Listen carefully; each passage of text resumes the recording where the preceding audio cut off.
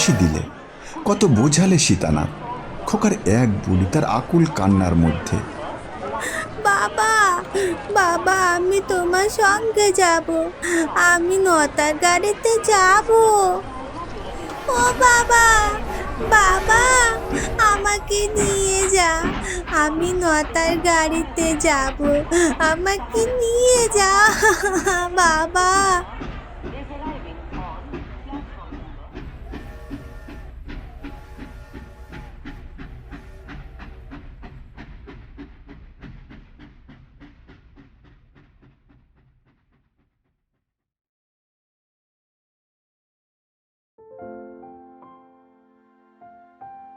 নমস্কার বন্ধুরা, Friday story with বিনান্দতে আপনাদের সবাইকে এক রাশ ভালোবাসা জানিয়ে শুরু করছি আজকের গল্পের আসর।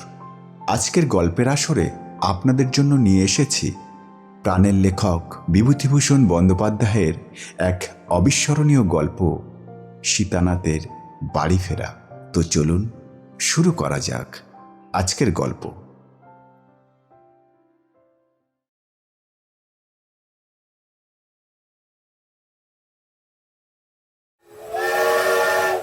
সীতানাথ আজ 2 মাস পরে বাড়ি যাচ্ছে। ট্রেন ছাড়তেই সে আনন্দে একটা গান ধরলে গুনগুন করে, কিন্তু তখনই মনে হলো, উফ, খোকার কাছে পৌঁছবে সে কি আজ? বাবা, আজ সারা রাত ট্রেনে কাটবে। এ 2 মাস সে যে কি করে ছিল সেই জানে। যখন সে চলে আসে বাড়ির কাছে স্টেশন, 2.5 বছরের খোকা পিটু তার জামা আঁকড়ে ধরে বললে, বাবা, ও বাবা, আমি আমি তোমার সঙ্গে যাব। তুই যাবি? তবে তোর মাঝে কাঁদবে। কাল আসবো নটার গাড়িতে। খোকার কাছে যত গাড়িই যাক সব নটার গাড়ি, আর ভবিষ্যৎ কাল মাত্রই কাল। বাবা, তুই নটার গাড়িতে যাবি? হ্যাঁ, আমি যাব কাল। তবে মার কাছে থাকবে কি? কাল আসবো। ওর মা ওকে বুঝিয়ে বলেছিল। খোকা, তুই যাবি তাহলে আমি কার কাছে থাকবো? কাল আসবো। না, আমি থাকতে পারবো না। তোমার জন্য মুখি কিনে নিয়ে আসবো। যেদিন আসে সেদিন সকাল থেকে খোকা ব্যস্ত হয়ে মাকে বলতে লাগলো, মা, ও মা, আমার জামা দাও। কেন রে? বাবার সঙ্গে যাব। কোথায় যাবি? কলকাতা। আবার আসবি কবে? কাল আসবো। কিছুতেই ছাড়লে না খোকা। জামা গায়ে দিয়ে স্টেশনে এলো। গাড়ি এলে বাবার কোল আঁকড়ে জামা টেনে ধরে রাখলো। ইঞ্জিনটা সশব্দে প্ল্যাটফর্মে ঢোকার সঙ্গে সঙ্গেই সে বাবার জামা মোক্ষম এঁটে ধরলে। খানিকটা ইঞ্জিনের ভয়ে, খানিকটা বাবা পাছে পালায় ওকে ফেলে সেই ভয়ে। তখন সে দিশাহারা হয়ে বলছে, বাবা, বাবা, আমি তোমার সঙ্গে যাব, আমি নটার গাড়িতে যাব, আমি তো সঙ্গে যাব বাবা। গাড়ি বাঁশি দিলে, কত বোঝালে সীতানাথ। খোকার এক বুলি তার আকুল কান্নার মধ্যে। বাবা, বাবা, আমি তোমার সঙ্গে যাব, আমি নটার গাড়িতে যাব। গাড়ির লোক এবং স্টেশনের লোক হাসতে লাগলো ব্যাপার দেখে। সীতানাথ নির্মমভাবে খোকার হাত জোর করে ছাড়িয়ে দিলে এবং খোকাকে তার জ্যাঠতুতো ভাইয়ের মেয়ের কোলে দিয়ে ছুটে এসে ট্রেনে উঠল। ধীরে ধীরে ট্রেন স্টেশন ছাড়ল। খোকা আছাড়ি পিছাড়ি খেয়ে আর্তনাদ করছে বিনার কোলে। ও বাবা, বাবা, আমাকে নিয়ে যা, আমি নটার গাড়িতে যাব, আমাকে নিয়ে যা বাবা। গাড়িতে উঠে পেছন দিকে সীতানাথ চেয়ে দেখলে খোকাকে। ক্রমে ওর মূর্তি মিলিয়ে গেল। স্টেশন দূরে চলে গেল। সীতানাথের চোখ জলে ভরে এসেছে। পাছে গাড়ির লোক টের পায়, সে জানলার বাইরে চেয়ে রইল। একজনকে বললে, আপনার ছেলে বুঝি? হ্যাঁ। অপরিচিত লোকের সঙ্গে এ নিয়ে বেশি আলোচনা করবার ইচ্ছা নেই সীতানাথের। তাছাড়া তখন কান্নায় তার গলার স্বর আড়ষ্ট। সে তাড়াতাড়ি জানলার বাইরে চেয়ে যেন মনোযোগের সঙ্গে আকাশের মেঘ লক্ষ্য করতে লাগল, নইলে তার চোখের জল সবাই টের পেয়ে যাবে। সকলে ভাববে ছেলেকে ফেলে রেখে আসতে হলো বলে অত বড় মানুষটা কাঁদছে। এরা কি কিছু বুঝবে তার মনের ব্যথা? এরা কি বুঝবে খোকাকে ছেড়ে থাকতে হবে বলে কাল সারা রাত তার ভালো ঘুম হয়নি? কাল সারা দিন খোকাকে সে কাছছাড়া করেনি, খোকাও তার কাছছাড়া হয়নি, কেবল বলেছে, বাবা, কাল তোর সঙ্গে আমি আমি নতার গাড়িতে যাব। নিয়ে যাবি তো বাবা? কেন, তুই মার কাছে থাকবি? না, আমি তাহলে কাঁদবো। তোকে না দেখলে তোর মা কাঁদবে। কাল আসবো। রাতে কার কাছে শুবি? তোর কাছে। খাবি কি? মুকি। 2-3টে স্টেশন গেল সীতানাথের কান্না সামলাতে। ওকে না দেখে খোকা এই 2 মাস কেমন করে থাকবে? ওই বা কেমন করে থাকবে খোকাকে না দেখে? চাকরিতেও ছুটি পাবে না, তেমন অবস্থাও নয় যে অতদূর থেকে খোকাকে সে দেখতে আসবে। এ 2 মাসের প্রত্যেকটা দিন, প্রত্যেকটা মুহূর্ত সে খোকার কথা ভেবেছে। এক সময় বড্ড অসহ্য হতো। হাতের কলম ফেলে দিয়ে সে চোখের জল চাপতে বাইরে এসে দাঁড়িয়ে থাকতো সে সময়। একদিন তার মুখ দিয়ে যন্ত্রণার চোটে উহ শব্দ বেরিয়ে গিয়েছিল। পাশে নলিনী গুহ বসে, সে ওর মুখের দিকে চেয়ে বললে, কি হলো? ও বললে, পেটে বড় যন্ত্রণা হচ্ছে ভাই। পেটে কি খেয়েছিলেন? ওই ইলিশ মাছ। ভাই, নরেশবাবুর কাছ থেকে হোমিওপ্যাথিক ওষুধ 1 ডোজ খেয়ে আসুন না, বড্ড কষ্ট হচ্ছে। না, এখন একটু কম। মহা মুশকিল।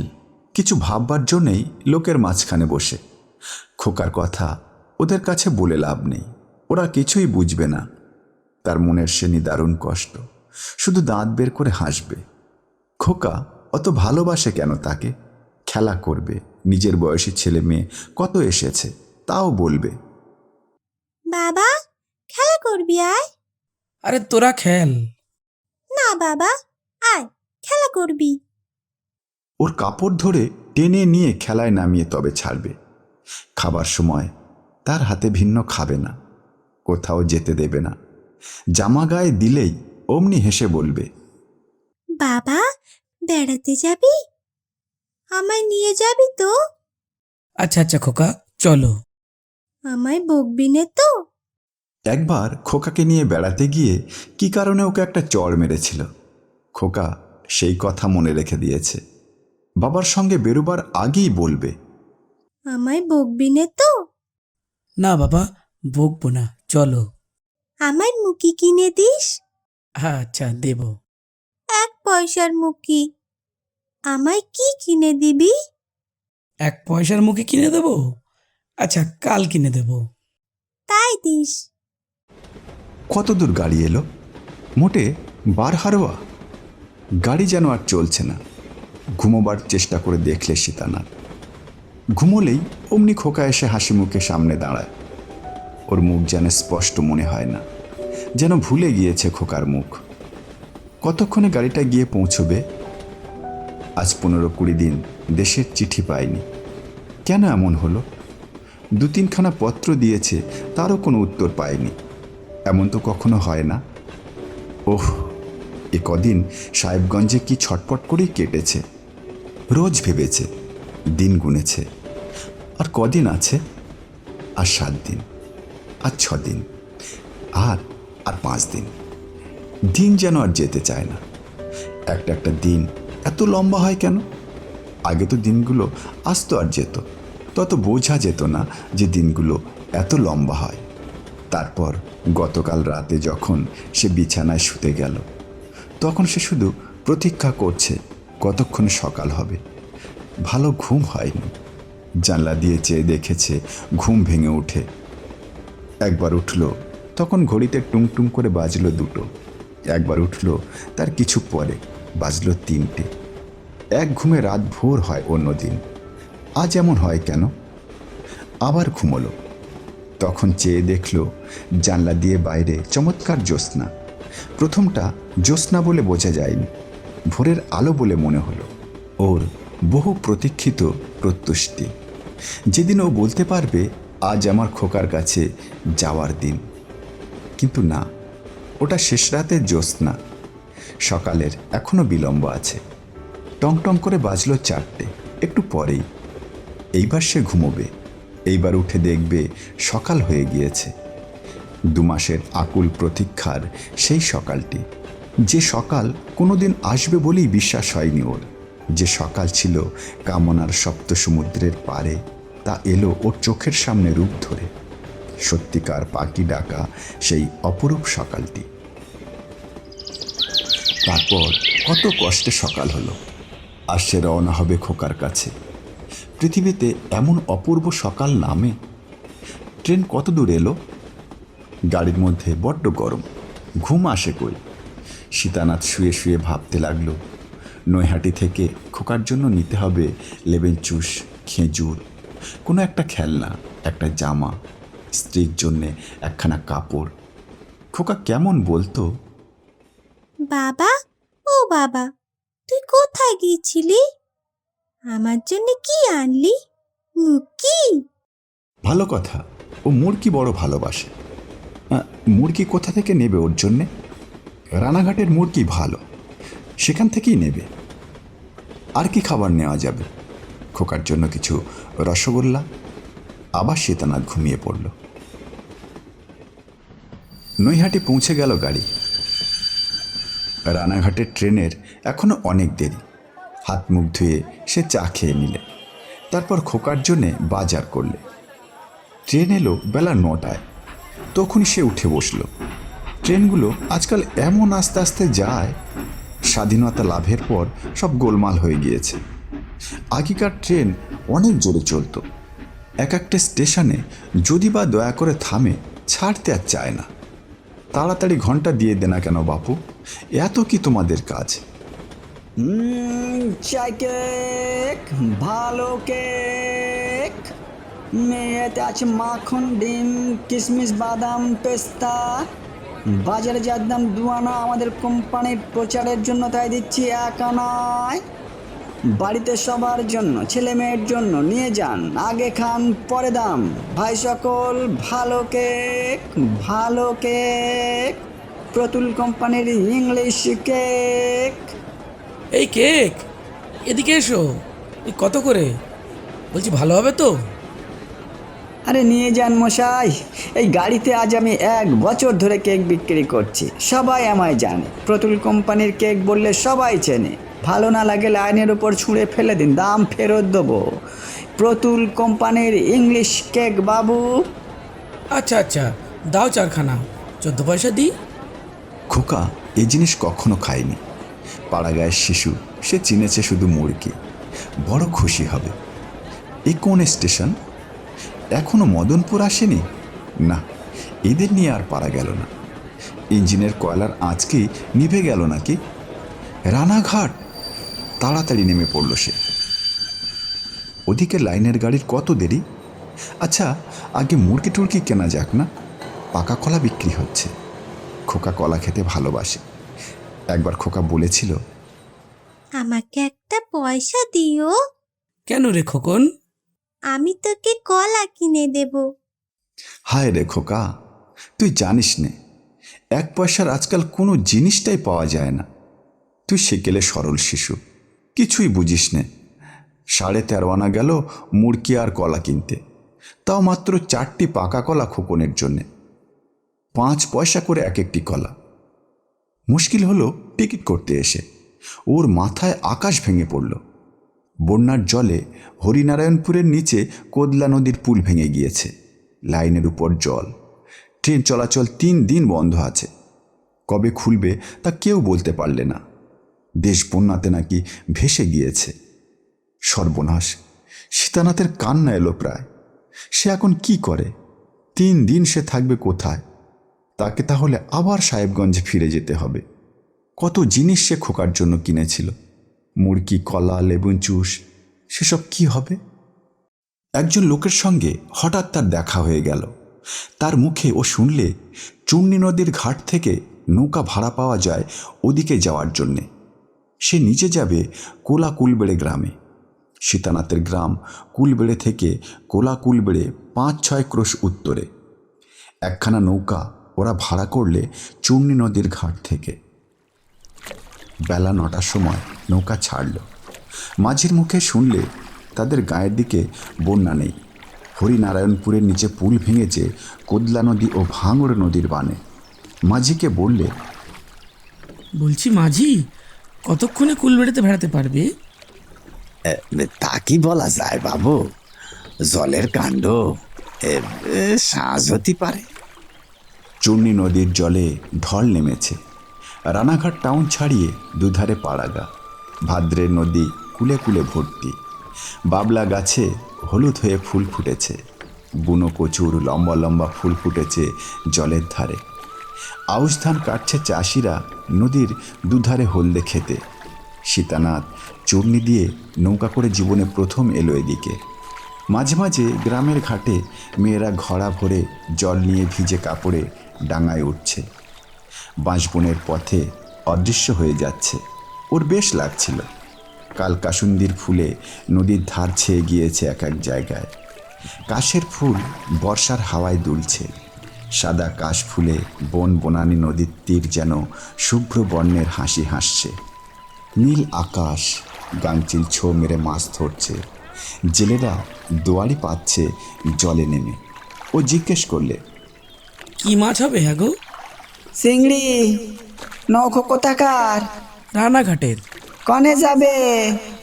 এবার সীতানাথকে কথা বলতে না দিয়ে মাঝি ধমক দিয়ে বললে, বলি তোমার সে খোঁজি দরকার কি, যেখানেই যাই। লোকটা অপ্রতিভের সুরে বললে। আমা তা জিজ্ঞেস করলিও দোষ। ক্রমে বেলা পড়ে গেল। বাঁশবনের সোনা আর সরকির মতো নতুন বাঁশের কোড় নীল আকাশে ঠেলে উঠেছে চারিদিকে।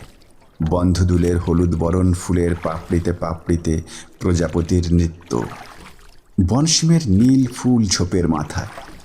অনুকূল স্রোতে তত্তর বেগে নৌকা চলে যাচ্ছে। মাঝির জন্যে একগা থেকে ওরা মুড়ি কিনে দিলে। নিজেরাও দুটো খেয়ে নিলে। হ্যাঁ মাঝি, কুলবেড়ে আর কত দূর? এখনো দূর আছে বাবু। পাঁচেতের বাউড়ে গিয়ে পড়ব, তারপর কুলবেড়ে। সন্ধে হবে? তা বাবু, সন্ধ্যের পর এক দণ্ড রাত্রির হবে। একটা গায়ের পাশে কি গাছে মাকাল লতার ফল পেকে টুকটুক করে দুলছে। হঠাৎ ওর মনটা কেমন করে উঠল। সেবার ওদের গ্রামে পুরানো ডুমুর গাছে মাকাল ফল পেকে অমনি ধারা লাল টুকটুক করছিল। তখন পিটু আরও ছোট। ও বললে, ওই দেখ খোকা। ইবু ইবু দিবি বাবা? দাঁড়া পারি। পারো। আমি কাল ইবু দিয়ে ভাত খাবো। খেও। আমায় আমায় বকবি নে তো? না না, বকবো না খোকন। কাল ইবু দিবি? এক্ষুনি দিচ্ছি, দাঁড়া। আবার কাল কেন? একটা কঞ্চি পাচ্ছি নে, বড় উঁচু। মনটার মধ্যে কেমন করে উঠল। মাঝিকে বললে, গোটা কত পাকা মাকাল ফল নিলে হতো। নৌকাটা থামাও। মাকাল ফল? ও কি হবে বাবু? কিছু না, ওই ছেলেপুলেরা খেলা করবে। চলুন, আগে অনেক আছে। এখন বেলা পড়ে গিয়েছে বাবু, বনসপের মধ্যে নামে না। মনে পড়ল কোনো দোষ করে ফেলে খোকা ওর কাছে এসে ভয়ে ভয়ে বলতো। যেমন সেবার ওর হাত ঘড়িটা নিয়ে নাড়তে গিয়ে হঠাৎ হাত থেকে ফেলে দিয়ে এবং মায়ের বকুনি খেয়ে, বাবা ও বাবা, আমি দুত্তু করিনি, আমি দুত্তু করিনি, আমি ভালো। খুব ভালো। তুমি দুত্তু করনি তো? না, কে দুত্তু করে তবে? রবি দুত্তু করে, তন্দন দুত্তু করে। বাবা ও বাবা, আমি ভালো। খুব ভালো। তাহলে ঘড়িটা কে ভেঙেছে? মা। ও বটে। একবার খোকার টাইফয়েড হয়েছিল। জ্বরের ঘরে সে কেবল বলতো, বাবা, অসুখ সেরে গেলে ভালো তেল মেখে নদী থেকে নিয়ে আসবো। সীতানাথের বুক কেঁপে উঠত। নদীতে নাইবার কথা বলছে কেন? এটা কি খারাপ লক্ষণ? জ্বরের ঘোরে কেবল ডাকত, বাবাই এই যে খোকা, আমার কাছে বস, কোথাও যাস নে। আবার খানিক পরে বালিশ থেকে মুখ উঠিয়ে বলতো, বাবাই নইছিস তো? আছি, ছুঁয়ে নইছিস নাকি? বসে আছি খোকন। ঠিক আছে, তুই তুই থাক, আমি আমি ঘুমোই। ঘুমাও। কি একটা দুর্গন্ধ বেরুল হঠাৎ। মাঝি ও তার সহযাত্রী নাকে কাপড় দিলে। ও বললে, এই কিসের গন্ধটা হে? মাঝি কিছু না বলে আঙুল দিয়ে দেখিয়ে দিলে। ডাঙার দিকে শিমুলতলার জলচুরির দামে একটা মড়া আটকে রয়েছে। পাখানা উঁচু হয়ে আছে আকাশের দিকে, হাঁটু মুড়ে যেন দুপুরের আহারের পর বিশ্রাম করছে। একটা চওড়া ঘাসের ডগা ও সাদাটে ছাতা ধরা হাঁ করা মুখের মধ্যে। মড়াটার উপরকার ডাঙায় শিমুল গাছটাতে শকুনি বসে। ওর মনটা ছ্যাঁক করে উঠল। এসব বড় অলক্ষণ। কেন ওটা দেখলে সে? এই ভরা সন্ধ্যাবেলাতে ওটা দেখার কি দরকার ছিল? বামে সব শিবাকুম্ভ, দক্ষিণে গো মৃগদ্বিজ। আচ্ছা, মড়াটা যখন প্রথম দেখল তখন মড়াটা ওর কোন দিকে ছিল? বাঁদিকে? বাঁদিকে না ডান দিকে? না, বাঁদিকেই। এই বাবু, চন্দনতলা ঠাকুর বাড়ির ঘাট। সে কি? তাহলে তো বেশি দূর নেই। মনে মনে সে চন্দনতলার জাগ্রত কালী ঠাকুরের কাছে কত প্রার্থনা করলে খোকা যেন ভালো থাকে, গিয়ে ওকে ভালো দেখতে পায় সে। আর বেশি দূরে নেই। ওর বুকের কাছে কি যেন দুলে উঠল। আকাশে সপ্তর্ষি মণ্ডলের অগ্নিরেখা বিরাট প্রশ্ন নিয়ে ওর মুখের দিকে তাকিয়ে আছে। এসে গেল ওদের গ্রামের ঘাটে। এবার খোকার সঙ্গে দেখা হবে। কতদিন খোকাকে সে দেখেনি। ওর মুখ যেন আরে স্পষ্ট মনে পড়ে না। খোকার মুখ যেন সে ভুলে গিয়েছে। খোকার মুখের কথা এতদিন যেন আরব্য রজনীর উপকথা ছিল। আজ তা কি এতকাল পরে বাস্তবে রূপ নেবে?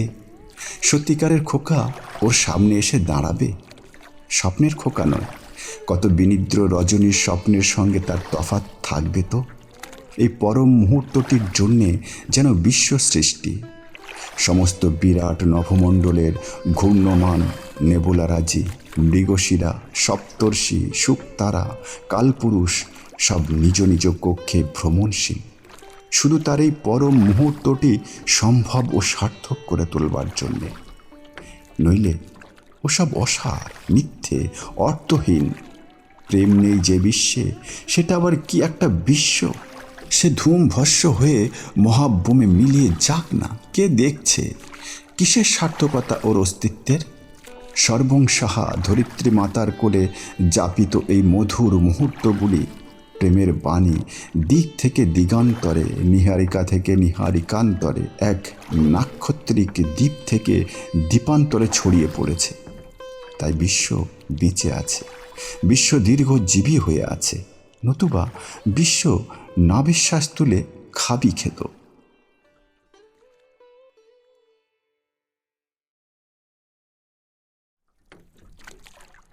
ওদের পাড়ার ঘাটে নৌকো লাগলো। কুচবনে ঝিঁঝি ডাকছে। অন্ধকার বাঁশবনের মধ্যে দিয়ে পথ। শেয়াল ডাকলো কেন?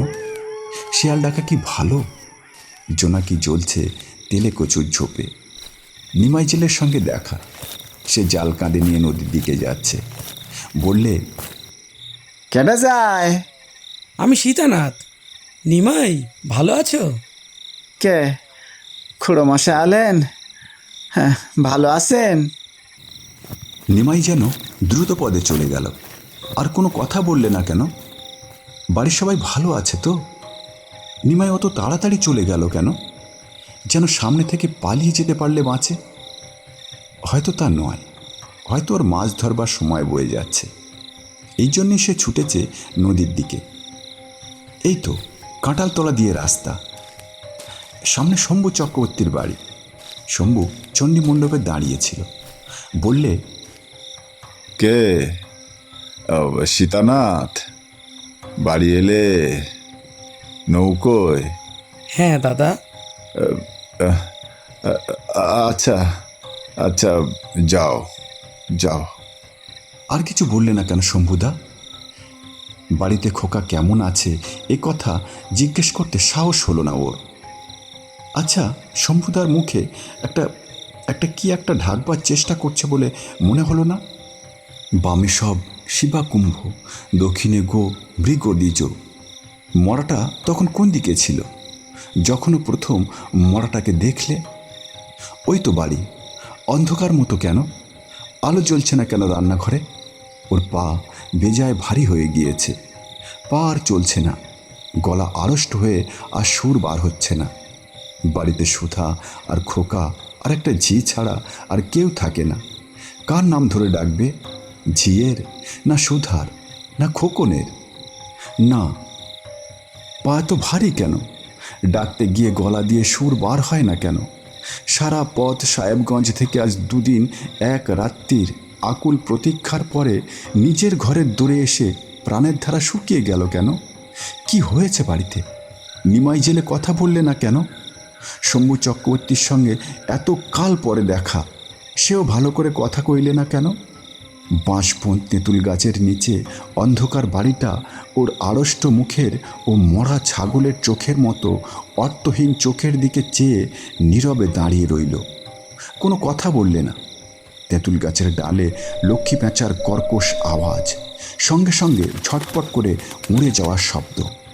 চমকে শিউরে উঠল সীতানাথ। এমন সময় পথের উপর আলো এসে পড়ল।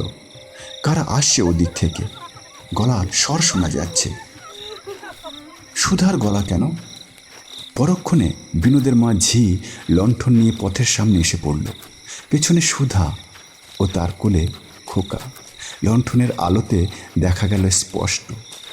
বিনোদের মা চেঁচিয়ে বলে উঠল, ও মা, ইসে দাদা বাবু, তো অন্ধকার এইখানে দাঁড়িয়ে? আমরা গেলুম রায়বাড়ি সত্যনারায়ণের শিন্নির পেশাদ পেতে, বাড়ি চাবি দিয়ে। আর কোনো কথা ওর কানে গেল না। খোকা হঠাৎ অবাক হয়ে ওর দিকে চেয়ে দেখছিল। পরক্ষণে সে মার কোল থেকে নেমে দৌড়ে হাত বাড়িয়ে ওর দিকে ছুটে আস্তে আস্তে বললে, বাবা, ও বাবা, তুই তুই কোথায় গিয়েছিলি? হ্যাঁ, তুই কোথায় গিয়েছিলি? আমার জন্য মুখে এনেছো বাবা? ও বাবা। তারপর ওর গলা দুহাত দিয়ে জড়িয়ে ধরল। সীতানাথ নিচু হয়ে ওকে কোলে তুলতে গেল।